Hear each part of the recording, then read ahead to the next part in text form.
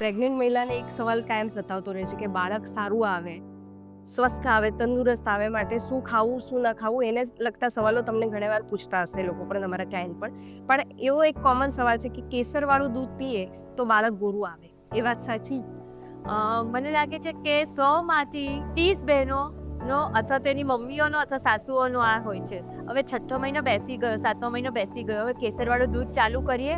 મને અત્યાર સુધી ખબર પડી જ નથી કે કેસરવાળા દૂધનો ફંડો શું છે, પણ મોટાભાગની જે સ્ત્રીઓ હોય છે એ લોકોની એવી બિલીફ છે કે કેસરવાળું દૂધ પીવાથી બચ્ચું ગોરું આવે. બાળક ગોરું હોય કે કાળું હોય, બાળક ઊંચું આવે કે બાઠું આવે, આ બધી વસ્તુ તમારા હસબન્ડ અને વાઈફના જેનેટિક્સ પર આધાર રાખે છે. જો તમારા ફેમિલીમાં લોકો ગોરા હશે, હસબન્ડ વાઈફ બંને ગોરા હશે, તો બાળકના જીન્સ પર ગોરા બાળક આવવાના જીન્સ હશે તો એ ગોરું જ આવવાનું છે. નહીં કે તમે નાળિયેર પાણી પીઓ કે કેળું વધારે ખાઓ કે કેસરવાળું દૂધ પીઓ એનાથી બાળક ગોરું આવે. મેડમ, આમ તો પ્રેગ્નન્સીમાં મહિલાઓને ફ્રૂટ્સ છે, લીલા શાકભાજી છે એ ખાવાની સલાહ આપવામાં આવે છે, પણ ખાસ કરીને પપૈયું કે અનાનસ જેવા ફ્રૂટ્સ આવે તો રોકવામાં આવે છે કે આ ફ્રૂટ્સ નહીં ખાઓ.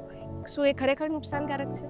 પાકું પપૈયું કોઈ દિવસ નુકસાનકારક ન હોય, અને તેમાં તો in fact vitamin A, vitamin C, folate જેવા વિટામિન્સ હોય છે જે બાળકના ડેવલપમેન્ટ માટે ખૂબ જ જરૂરી છે. એટલે પાકું પપૈયું ખાવાથી ક્યારે પણ નુકસાન નથી થતું. હા, પણ તમે કાચું પપૈયું અથવા તો મોડરેટલી જે પાકેલું હોય તે પપૈયું ખાવ ત્યારે એમાં પપેન કરીને એન્ઝાઇમ હોય, અને જો એ વધારે પ્રમાણમાં લેવામાં આવે કાચું રો પપૈયું, જે ખાસ કરીને આપણે ફાફડાની જોડેની પેલી છીણ, પાપૈયાની છીણ અથવા તો સેલેડ જોડમાં ખાતા હોય છે, તો એમાં ઘણી વખત એ પપેનને લીધે યુટ્રાઇન કોન્ટ્રેક્શન ડેવલપ થાય જે પ્રી મેચ્યોર ડિલિવરી અથવા તો મિસકેરેજ કરી શકે. પરંતુ પાકું પપૈયું જે આપણે ફ્રૂટ તરીકે ખાતા હોઈએ છીએ તે ક્યારે પણ નુકસાનકારક નથી હોતું, ઓન ધ કોન્ટ્રારી એ ફાયદો કરાવે છે.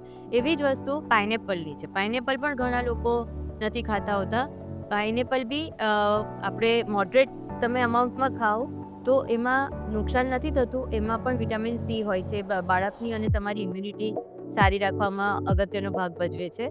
પરંતુ એમાં બી એક બ્રોમેલિન કરીને એન્ઝાઇમ હોય છે.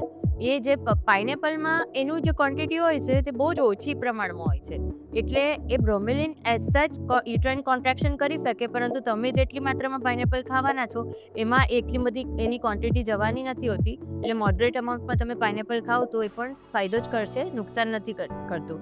ખજૂરની પણ એવી જ વાત છે. અમારે ડે ટુ ડે પ્રેક્ટિસમાં અમે પેશન્ટોને જ્યારે હિમોગ્લોબિન ઓછું હોય, ખજૂર વધારે ખાવાની સલાહ આપી ત્યારે તરત જ સાસુ કે મમ્મી પૂછશે, ખજૂર ગરમ ન પડે?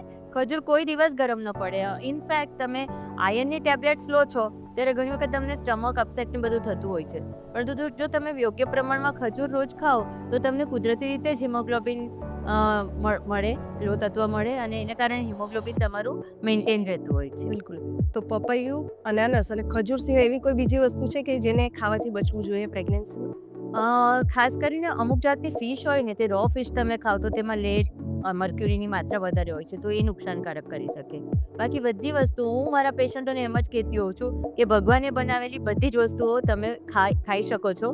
ખાલી ફેરિયાની બનાવેલી પાણીપુરી અમુક મોન્સૂનની સિઝનમાં ન ખાતા, જે તમને ડાયરિયા અથવા તો જોન્ડિસ કરી શકે, જે પ્રેગ્નન્સીમાં તકલીફ કરી શકે.